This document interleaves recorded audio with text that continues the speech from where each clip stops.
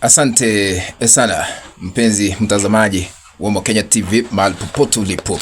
Naomba nikusalimie hujambo. Karibu nikufahamishe vile hali ilivyo. Hali si hali katika taifa la Kenya baada ya katibu mkuu wa chama cha ODM Edwin Sifuna, gavana wa kaunti ya Siaya James Orengo na viongozi wengine katika mrengo ule ambao unaongozwa na Edwin Sifuna haswa katika chama cha ODM kunusurika kifo siku ya leo wakati walipokuwa na mkutano wa kisiasa katika eneo la Kitengela.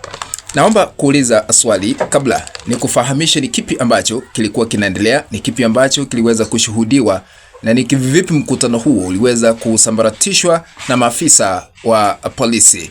Naomba kuuliza swali, kati ya kikundi kile ambacho kinaongozwa na Edwin Sifuna na kile kingine ambacho kinaongozwa na Oburu Odinga, ni kikundi kipi ambacho kiko na wafuasi wengi na nguvu nyingi haswa katika chama cha ODM?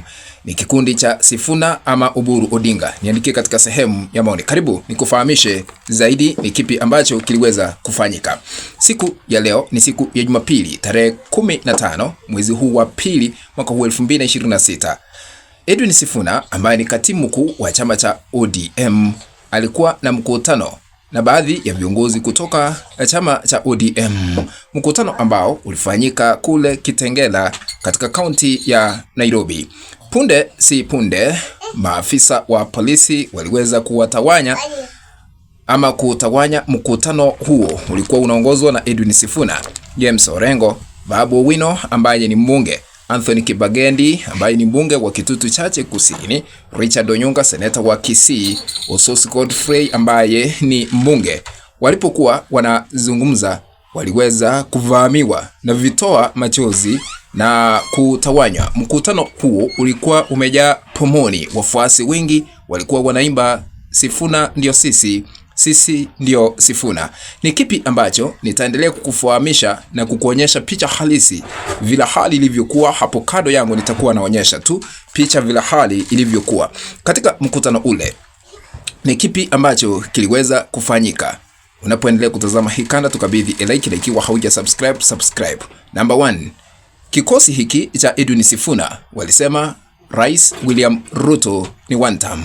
Wakaahidi ya kwamba katika uchaguzi ujao mwaka 2027 Rais William Ruto hatashinda mrengo upinzani liwe liwalo na aliwe.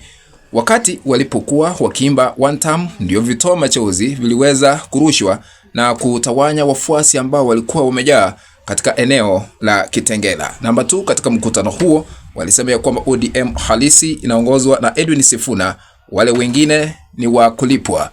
Wakati viongozi hawa walikuwa wanahudhuria, wafuasi katika eneo lile la Kitengela waliweza kukiria kwamba kikundi kile ambacho kinaongozwa na seneta kwa kaunti ya Siaya ambaye ni kakake hayati Raila Odinga, Oburu Odinga, walisema ya kwamba hao ama kikosi hicho cha Oburu Odinga walikuwa wanadai hivyo, wanalipwa na Rais William Ruto kufanya mikutano mbalimbali hata kaunti ya Mombasa, lakini wako na chama cha ODM, lakini wanachama ni kikundi hiki cha Edwin Sifuna wako na wanachama wengi na ndio wako na nguvu zaidi. Namba 3, katika mkutano huo kile ambacho kilikuwa kinaendelea hapo, walisema ya kwamba maandamano ndio yatabadilisha katika taifa la Kenya. Babu Owino alipokabidhiwa kipaza sauti alisema ya kwamba mapambano kupitia maandamano yatazidi kushuhudiwa katika taifa la Kenya baada ya Raila Odinga kuaga dunia, kwa sababu wanaamini maandamano ndio yanaleta mabadiliko haswa katika sekta ya siasa katika taifa la Kenya, na kusema ya kwamba William Ruto hawezi kushinda katika uchaguzi ujao mwaka 2027. Vile tulikuwa tunashuhudia kikosi hiki kilikuwa kinaimba one term, kumaanisha kikosi hiki ambacho kinaongozwa na Edwin Sifuna na kikosi cha Rigathi Gachagua wakati wowote huenda wataungana kuhakikisha ya kwamba watakuwa na mgombea mwenza mmoja kutoka mrengo upinzani kukutana na Rais William Ruto katika uchaguzi ujao wa mwaka 2027. Huku vitoa machozi vikitumika ambavyo viliweza kuruhushiwa. Tulipokuwa tunafuatilia tuliona Edwin Sifuna akisema ya kwamba zima vitoa machozi kwa sababu haviwezi kututisha. Kikosi chetu hakiwezi kutishwa na yeyote. Tusikize vile alikuwa anazungumza Edwin Sifuna.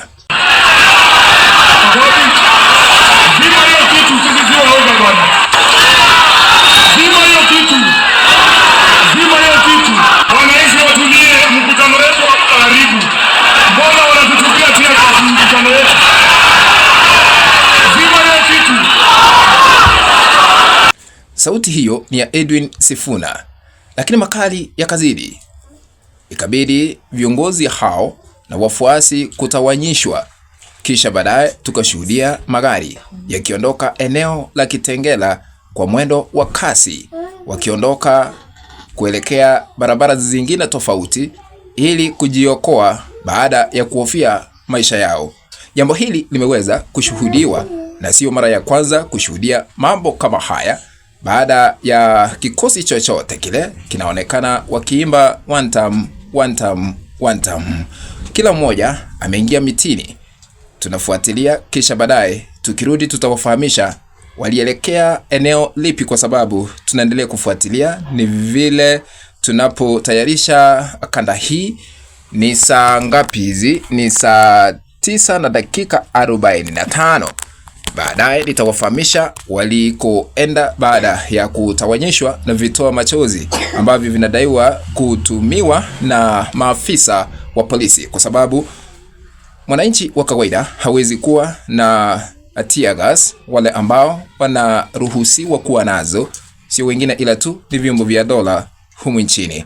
Kufikia hapo, mpenzi mtazamaji, ndipo natia kikomo kuwaelezea kile ambacho kilikuwa kinaendelea katika eneo la Kitengela katika kaunti ya Nairobi. Baadaye nitarudi na mengi zaidi. If you are watching for the first time and you have not subscribed to our YouTube channel, I'm requesting you to consider subscribing by smashing the subscribe button. And this down here, once you are done, remember to turn on the notification bell so that the moment we upload and deliver the clip, you'll be notified automatically that Mokenya TV has uploaded and delivered the clip to watch. Remember to share our content also at WhatsApp groups and even at Facebook. That is the only way we can continue building this channel of ours, Mokenya TV. Be blessed. Let's meet in the next video. Bye bye.